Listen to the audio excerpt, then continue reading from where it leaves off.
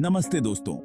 आज हम बात करेंगे किस्मत और अपनी मर्जी के बारे में। आओ देखें कि इस बारे में महान योगी परमहंस योगानंद जी क्या कहते हैं। योगानंद जी कहते हैं कि किस्मत तो बस हमारे पिछले जन्मों के कर्माओं का फल है। कुछ हद तक ये तो पहले से ही तय होती है। पिछले जन्मों के बचे खुचे कर्म इस जिंदगी की किस्मत पर असर डालते हैं।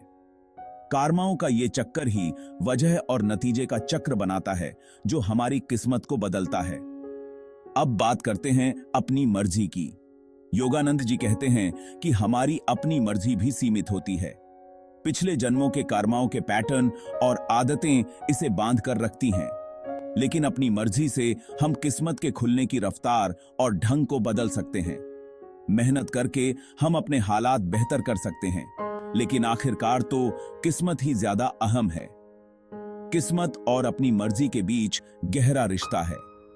किस्मत वो हदें तय करती है जिनके अंदर हमारी अपनी मर्जी काम करती है। अपनी मर्जी से हम अपने अनुभवों और सीखने की चीजों को ढालते हैं, जो कि किस्मत के बनाए ढांचे के अंदर ही होता है। इस तालमेल को समझना और बनाकर रखना आध्यात्मिक तरक्की और खुद को जानने के लिए बहुत जरूरी है। योगानंद जी कहते हैं, किस्मत कोई जमी हुई चीज नहीं है, मेहनत से इसे बदला जा सकता है।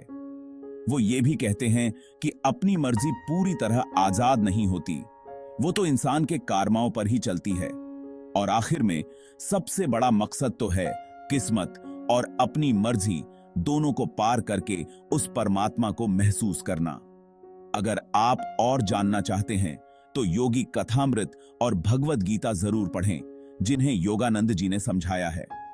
मुझे उम्मीद है कि योगानंद जी की ये गहरी बातें आपको अपनी जिंदगी की किस्मत और अपनी मर्जी के बीच का तालमेल समझने में मदद करेंगी। धन्यवाद और ध्यान करते रहें।